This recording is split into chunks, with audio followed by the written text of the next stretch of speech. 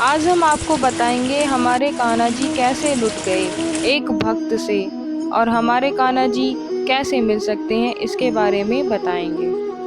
एक पंडित जी थे, वे रोज घर घर जाकर भागवत गीता का पाठ करते थे। एक दिन उन्हें एक चोर ने पकड़ लिया और कहा, तेरे पास जो कुछ भी है मुझे दे दो। तब पंडित जी बोले कि बेटा, मेरे पास कुछ भी नहीं है, तुम एक काम करना, मैं यहीं पड़ोस के घर में जाकर भागवत गीता का पाठ करता हूँ। वो यजमान बहुत दानी लोग हैं, जब मैं कथा सुना रहा हूँगा तुम उनके घर में जाकर चोरी कर लेना। चोर मान गया।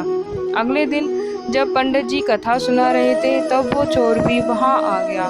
तब पंडित जी बोले कि यहाँ से मीलों दूर एक गांव है वृंदावन, वहाँ पर एक लड़का आता है जिसका नाम कान्हा है।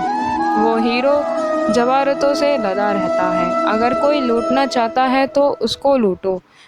वो रोज रात को उस पीपल के पेड़ के नीचे आता है जिसके आसपास बहुत सी झाड़ियाँ हैं। चोर ने ये सुना और खुशी खुशी वहाँ से चला गया।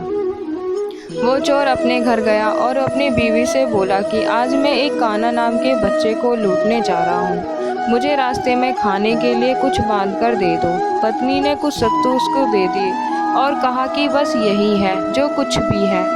चोर वहाँ से ये संकल्प लेकर चला कि अब तो मैं उस कान्हा को लूट के ही आऊँगा। वह पैदल ही पैदल टूटे चप्पल में ही वहाँ से चल पड़ा। रास्ते में कान्हा का नाम लेते हुए वो अगले दिन शाम को वहाँ पहुँचा, जो जगह उसे पंडित जी ने बताई थी। अब वहाँ पहुँचकर उसने सोचा कि अगर मैं यहीं सामने खड़ा हो गया तो बच्चा मुझे देखकर भाग जाएगा, तो मेरा यहाँ आना बेकार हो जाएगा। इसलिए उसने सोचा क्यों ना पास वाली झाड़ी में ही छुप जाऊं। वो वैसे ही झाड़ियों में घुसा तो झाड़ियों के कांटे उसे चुभने लगे। उस समय उसके मुंह से एक ही आवाज़ आई, कान्हा कान्हा। उसका शरीर लहूलुहान हो गया, पर मुंह से सिर्फ यही निकला, कान्हा आ जाओ, कान्हा आ जाओ।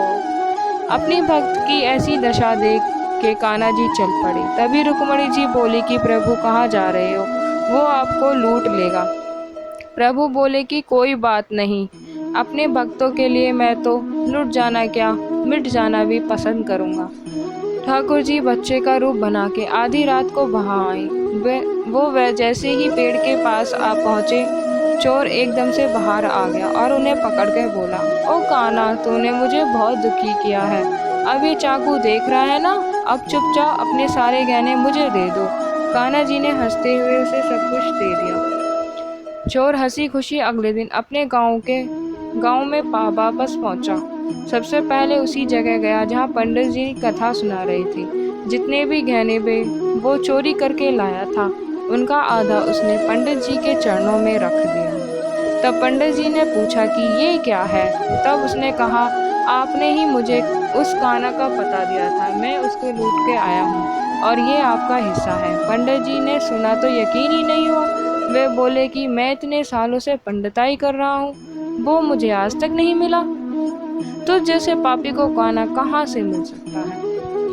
चोर के बार बार कहने पर पंडित जी बोले कि चल मैं चलता हूँ तेरे साथ वहाँ पर, मुझे भी दिखा कि कान्हा कैसा दिखता है। और वे दोनों चल दिए। चोर ने पंडित जी को कहा कि आओ मेरे साथ, यहाँ पर छुप जाओ। दोनों का शरीर लहूलुहान हो गया और मुंह से बस एक ही आवाज़ निकली, कान्हा कान्हा आ जाओ। ठीक मध्य रात्रि में कान्हा जी बच्चे का रूप में फिर वहीं आए। दोनों झाड़ियों से बाहर निकल कर आए। पंडित जी के आंखों में आंसू थे, वे फूट फूट कर रोने लग गए। चोर के चरणों में गिर गए और बोले कि हम जिसे आज तक देखने के लिए तरसते रहे, जो आज तक लोगों को लूटता आया है, तुमने उसे ही लूट लिया। तुम धन्य हो, आज तुम्हारी वजह से मुझे कान्हा के दर्शन हुए हैं, तुम धन्य हो। इस कहानी से हमें ये शिक्षा मिलती है, ऐसा है हमारे कान्हा का प्यार अपने सच्चे भक्तों के लिए। जो उसे सच्चे दिल से पुकारते हैं तो वो भागे भागे चले आते हैं। प्रेम से कहिए श्री राधे, मेरो तो गिरधर गोपाल, दूसरों न कोई। Thank you for watching this video. ऐसी ही मेरी वीडियो को देखते रहिए और सब्सक्राइब कीजिए मेरे चैनल को। Thank you. राधे राधे।